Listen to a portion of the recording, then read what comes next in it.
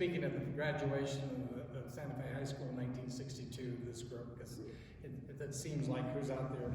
But because there's a writer's strike going on, I had to write my own stuff. I've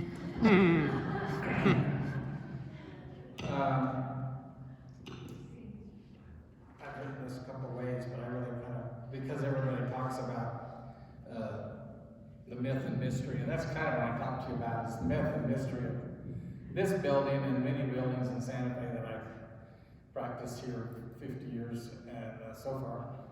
And I also felt like there was a huge amount of mystery about this building.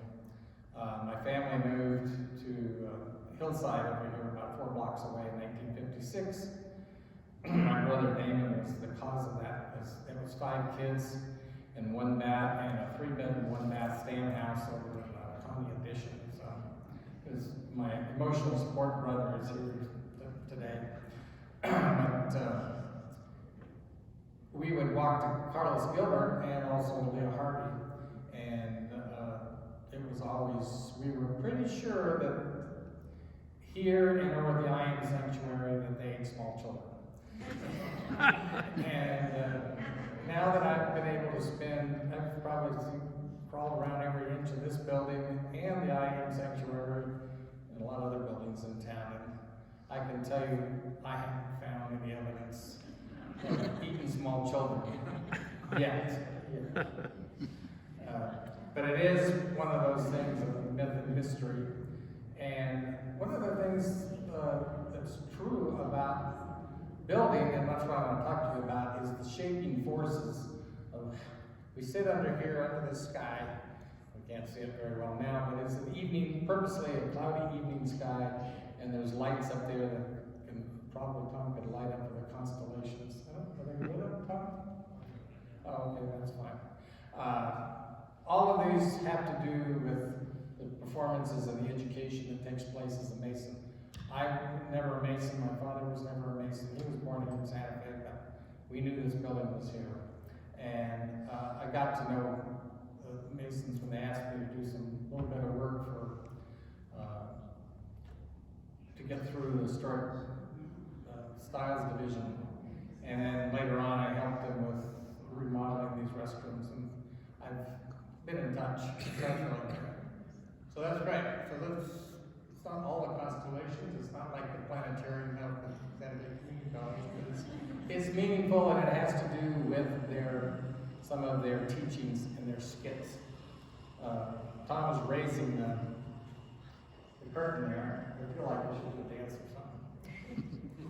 I'm gonna, real quick, I'm gonna talk about facts because Ray was great, but probably took more time than I want to take.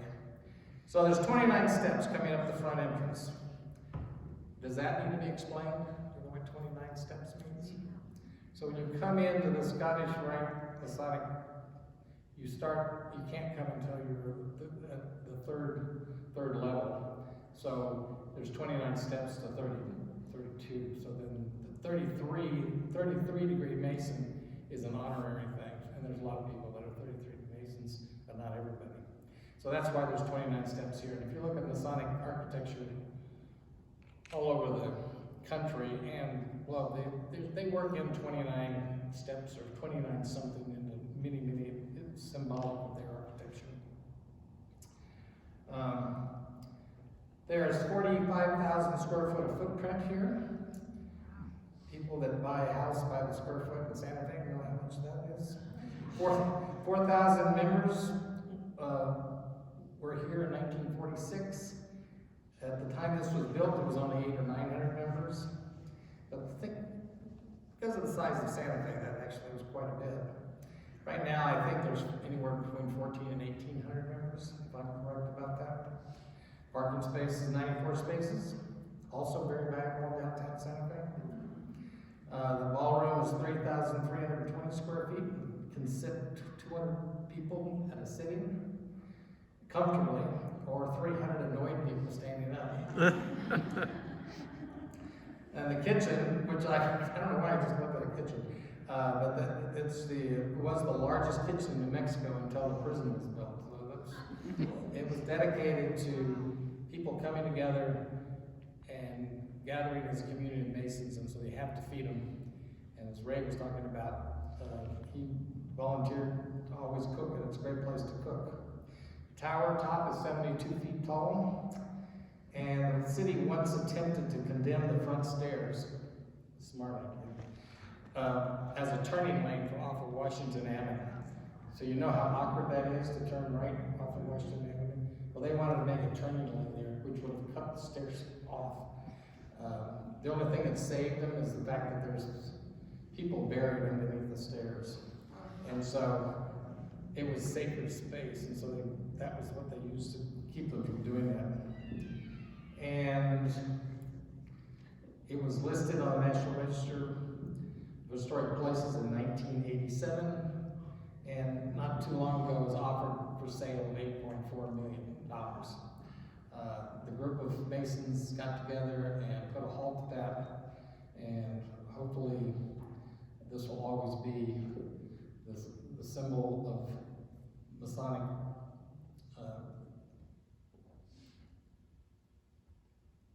practice in Santa Fe.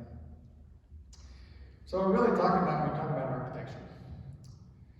We're talking about the who, what, why, and when, the shaping forces. And so this is true of architecture. I've learned this, and I've tried to pass it on to other young architects, but it's really, when you look at a piece of artwork, a piece of architecture, or even music, there's shaping forces. So you imagine a day in August of 1912, and we're dedicating ceremonies for this amazing building. But it was 3 or 4 years in the making. They had to raise money. They had to decide on what the architecture was going to be, and what it was going to look like. And that intimidation factor that we all felt as children, we seem to have felt as children, that was kind of intentional. It was one of the shaping forces that they didn't really want people to have, they didn't want it to be very inviting. They wanted it to seem ominous, they wanted it to seem grand, and it was one of the most expensive buildings built in Santa Fe at the time. The budget was $100,000, and I'm glad to hear that other architects underestimated their budgets too, because this cost $165,000, which is quite a big miss if you think about it. But they also did all these sets, amazing sets, and maybe Tom will talk to you about the lighting system and the organ and stuff that went into this besides the shell. It's pretty amazing. So we just become a state, 47th. We just missed out Arizona by 39 days. They tried to make us one state, did you know that? But Arizona and New Mexico were almost passed twice as being one state. But thankfully, New Mexico said, no, we don't want to be a state with Arizona. So we'll go it on our own. But so many things were happening in terms of politics and economics. As you may know, then Las Vegas, New Mexico was the largest city in New Mexico around 1900. Because the railroads got there, that's where it grew. So Santa Fe really was in 1912, was kind of the end of a 30-year economic slump. And tourism and businessmen all were getting together and saying, we got to, this is something that we need to make happen. And it wasn't just about building this building, it was about just attracting people to Santa Fe to live.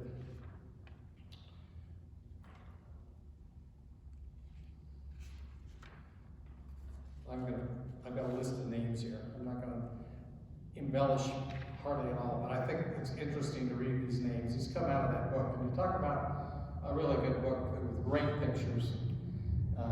That's the book that Tom is raffling off. If you don't win the raffle, you really should buy it.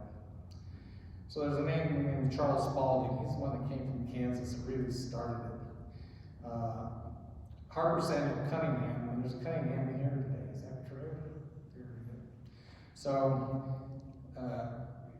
He came from Oklahoma, and Cunningham was out in California talking to the architects when he actually died, and he's the one that's buried under the steps with his wife and one other guy's under there too.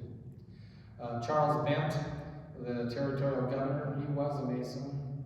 Albert Fountain, Kit Carson, Miguel Otero, Tom B. Catron, Eelfield Brothers, Ralph Emerson Twitchell, Lou Wallace, Jesus Abreu, Radford Prince, Will Mills, Mr. Cartwright, Sylvanus Morley, whose house was right across the street, Hannah, Solomon Spitz, Ricky Spitz is a client of mine, Kelly, Frost, and even Bishop Lemie, which is kind of interesting when you think about it, because what Ray talked about is the clash of the Catholic Church officially and Masonic order.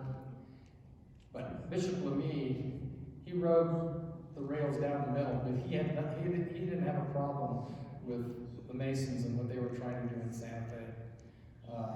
And he very much had a hands-off attitude towards the Masonic practice here. The Catholic Church, on the other hand, if you've gone further back up the chain, the Pope and everything, their readings were, this is devil worship, as Ray talked about. So he had a balance. Again, Santa Fe is a very small town.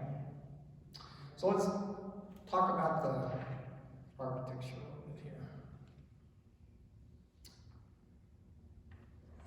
So you think about other forces that cause a building to be built as economic forces. While coming up with 165,000 wasn't any easy task, but they were able to do it. The state capitol building that burned and then was rebuilt, that cost $155,000. I did a remodel in a courthouse in Walsenburg, which was bid out at $60,000. And you could build an entire stone courthouse for $50,000. So you're really talking about in 1912. So 1912, $165,000 was quite a building. It probably equals about $6 to $8 million. I don't think so. I think it's a bit more. The Santa Fe contractors, So, who were the architects in Santa Fe at the time? Well, we didn't have any architects, really. We had Trost and Trost was a really well-known guy's brothers out of El Paso, and they were well qualified. They just did a 5-story Masonic lodge in El Paso. It cost about $115,000. They had done a lot of things. I worked on some of their schools in southern New Mexico. Their area of influence kind of ran out about Albuquerque. And then we had the Rapp brothers from Trinidad, and they were doing a lot of things. They did the Scottish Rite Richardsonian type building in Las Vegas, the stone buildings. It's a really great building. They did a lot of courthouses, a lot of other things. And Isaac Rapp had a house in Santa Fe and was good friends with Edgar Hewitt. Edgar Hewitt, Jesse Nussbaum, Sylvanus Morley, Carlos Vieira. These were people that were kind of forming this nucleus of some of the forces that were putting their imprint on Santa Fe and Santa Fe building. Carlos Vieira and Sylvanus Morley, in the same year, well, maybe it was 1 year after, same year that this was built, they had what they call the New Old Santa Fe Exhibition, which they were really promoting the Pueblo Revival style architecture. And actually, Rapp, they did the Gross Kelly Warehouse, which is over there where Barker Realty is. And they also did this in 1904. They did a mill up in Marley, Colorado, which is Pueblo Revival, which is no longer in existence. But they really kind of invented, from an institutional standpoint, reinvented the Pueblo revival style. They were signed up in 1909, and it was announced in the Mexican that they got the contract to do this building. And I think it was kind of a fix was in. They knew what they were going to do, but that was kind of a challenge for them, because I think what Santa Fe and the Masonic Lodge was looking for is the bold and the beautiful, and their design was kind of semi-bold and not very beautiful. They came up with a Greek revival style building, which was not uncommon for banks. We had them in First National Bank was Greek revival on the plaza. They had most of the Midwest and Eastern Scottish Rite had been executed in that style. And part of that is to be grand. It was supposed to show money and safety and security and a little bit of that fear and unapproachableness of the architecture. But Edgar Hewitt, also an archaeologist, an anthropologist, came from Colorado. And I was really trying to put together this mystery. And I try not to dispel too many rumors and mysteries, because we would have nothing to talk about. My first job in Santa Fe was at the Maytag Mansion, working for McHugh. And the rumors in town about the Maytag Mansion were so much better than the real thing. I refused to dispel any rumors. And so it's kind of like this place. There's rumors, and you kind of go, just smile and nod your head and go, well, maybe that's true. But my theory is Edgar Hewitt, and I kept thinking, well, maybe he spent some time in Spain and Alhambra, just really trying to put this design together, and he just had kind of made it up on his own, but he snuck off to California. This is after his friend, Isaac Rapp, had been selected, and went and hunted, that was a good word, because the architects Hunt was one of the architects, California architects. They had some experience. They done a very recent Spanish revival style with towers and stuff like that. And I think Edgar Hewitt went, and later on, the architects wrote a letter, and it's in that book, thanking Edgar Hewitt for coming out with his sketch of this building. So I think he was really looking for the bold and the beautiful, and he knew exactly what he wanted. So I think really this design is all about Edgar Hewitt, and it has to do with putting together a Moorish architecture style. And Santa Fe was still, trying to grasp who is it and what are we about. Clearly, the Spanish Pueblo style was in. As you understand, there wasn't any historic styles until 1950s. But city planners from St. Louis were brought in and called Bartholomew Plan. In 1912, again, another force, and said you really ought to have a regional architectural style. And so it really started around the turn of the century, 1912. But Hewitt went the other way, the architects went the other way, and obviously the Masonic Lodge decided it was a really good thing to do.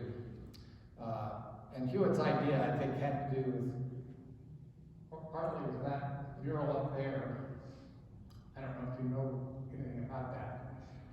But that's, Santa Fe is called the City of Holy Faith. Queen Isabella, she's shown on that horse over there. She wasn't anywhere near that big. She was really kind of this tall, and she wore armor. And she was a fighter. You just didn't piss off Queen Isabella. And King Ferdinand was, he was obviously not in charge of anything. But this is when they camped out in front of the Islamic Alhambra for, it was 100 years. That's why Holy Faith, because they were there for a lot longer than they planned. It was started off as a tent city, and then it became a city of Holy Faith. And finally, the Moorish prince turned over the palace in Granada to Queen Isabella. And she took over, and that was 1492. And not too long after this event up there and here is Queen Isabella and King Ferdinand received Christopher Columbus into their palace and made the deal to come to America. So the Romanticism in the United States at the time, there was also called Orientalism. There was a flood of interest in Oriental things, and we're talking about Oriental Mid-East, not so much Far East. And so a lot of the Moorish horseshoe arches, the detailing and everything else, you'll see some pictures, I think they're out here, but the comparison with Muhammad, and there's certainly some elements were borrowed, but I don't think it's as tight-knit, certainly not a copy. The Court of the Lions, and you can do some research and you can see elements of there, but this is its own thing. I don't think anything's ever been done anywhere near on the scale of trying to be a good Moorish building than this one. And of course, the other mystery is the color. And I don't know why people are so wrapped up about the color. It's just a nice earth red. And Alhambra means, well, there's about 20 different meanings, but you could interpret it as meaning of the earth, or red palace. There's red fort. Anyway, red is a key element there. And again, this is one of these rumors and or mysteries that I've heard, and Derek and some other people, Dan, and probably could correct me on this, but my understanding was that it's been recolored a couple times, but the original color, when they were about to put the color in the second time, there was a man on the board who was Mr. Wellborn, who owned a paint company. And they had selected several samples of color, and they went through kind of the reddest and the pinkest of the colors, but then I guess they started and realized it was a mistake. In fact, I think most of it was painted at the time. And he was either on the city council, it was the city council that met, and the city council called in Wellborn and a few other people, and turns out they were going to have a field trip, they were going to come over here and decide. Again, it wasn't historic styles at the time, but they knew this color was a little bit much for them. And Mr. Wellborn died, I think, on the day they were making the decision. And so Mrs. Wellborn went to the city council meeting, and they didn't have a heart to tell her to repaint it. So that's kind of how we got the color. I did want to read you one thing, because it was written by Ralph Emerson Twitchell, and my father always used to say that the place we lived on Hillside was the old Twitchell place. And I've done a lot of research, and I really like it to be the old Twitchell place at 347 Hillside, but I really don't think it was. Sorry, Dad. As you may know, Emerson Twitchell was a lawyer and historian, and he was a Scottish Rite Mason. He wrote a brochure for the Santa Fe Railroad, something that described this building, and this is what he said: "Something of that intangible air of mystery that the Moors brought from the Far East to Granada, Spain, was transferred to the American Southwest by the conquistadors. The New Mexico climate, in particular, reminded them of their Iberian home." Now that's a really poetic way of after the fact describing this building, but it kind of suits the building, and we could probably wrap our arms around that description, even though that wasn't the driving force. I'm sure people didn't say, "Oh yeah, it's the conquistadors bringing the Iberian dust." And the forces behind this had to do with the driving forces of people that were influential. So I will finish up maybe with some questions. It's probably the best thing. Any questions? Jim? Legend has it that Shirley MacLaine once visited the Yeah. temple. And That's Dan's story, but it's a good one. yeah, and apparently as she was walking up the front Yeah. steps, she sensed a spiritual presence. Yeah, well, Shirley MacLaine, as you may know, she feels like she's an empath. And Dan told me this story about walking. It was a Sunday. He'd gotten called out for a tour, some unknown celebrity, and they were walking under the stairs, coming in that way where we just went out. And she stopped and said, "Wait a minute. There's some dead people here."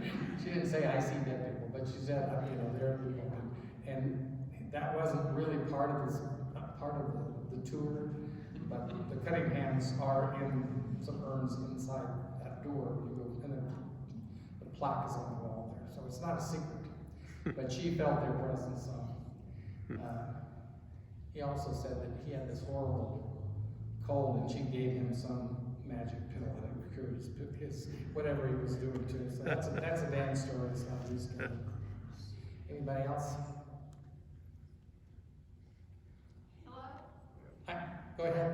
Yeah. Were the stained glass windows part of the original architecture? Yes, they were. In fact, there's as you may have noticed in that list of names, a lot of Jewish merchants, and they funded a lot of the stained glass.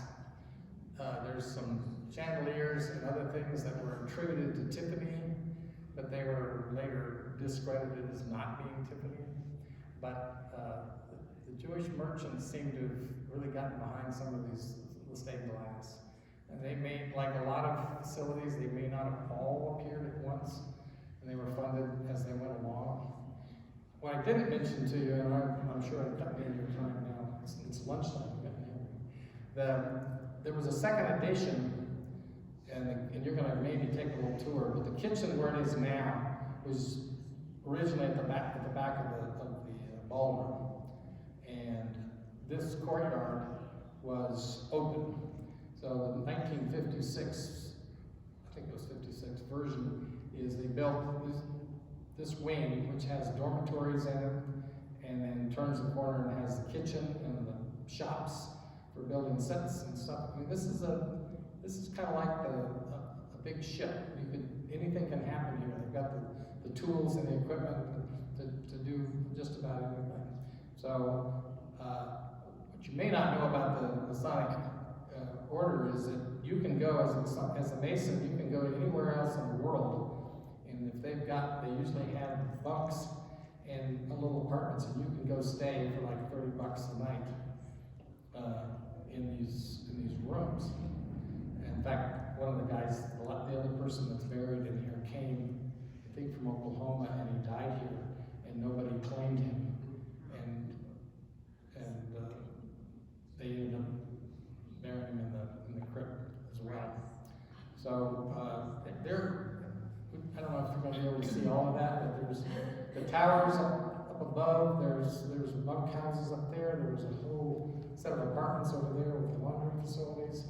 And then I think what's most important is the stage. And what I didn't mention is there's 39 drapes. Is that, how many are there, Tom? 85. 85. Do I hear it?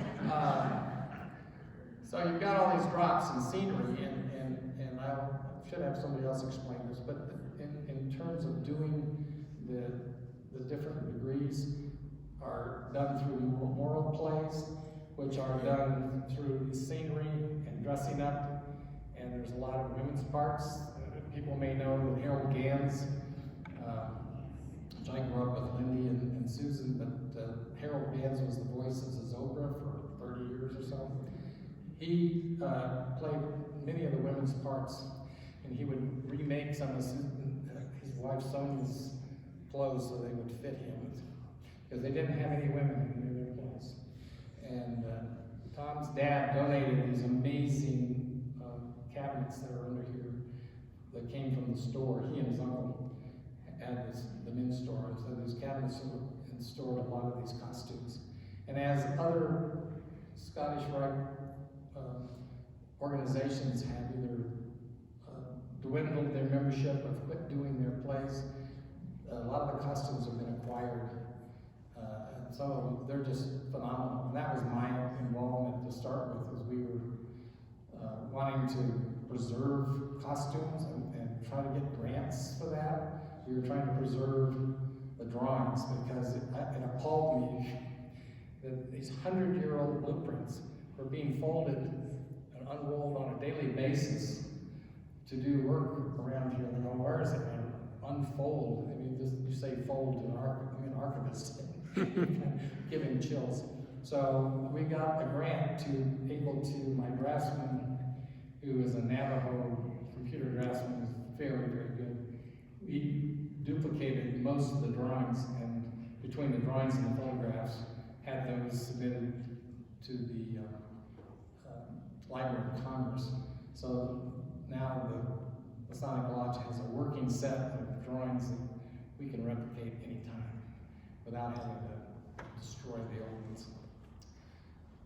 So anything else? Otherwise, I'll give the mic back to Tom.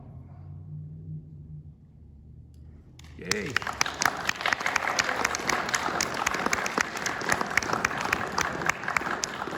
So I think what we'll do now is we'll start our tours. With me today is my boss, John Adams, in the back.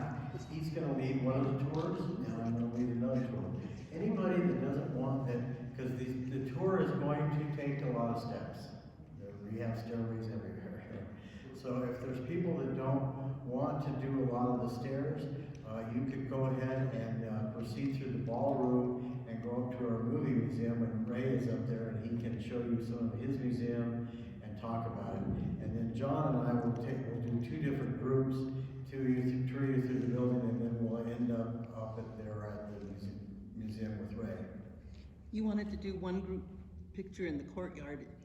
When would We that can- happen? Why don't we can do that now. Why don't we all go out in the courtyard, we can take pictures there, and then we'll separate them to two tours.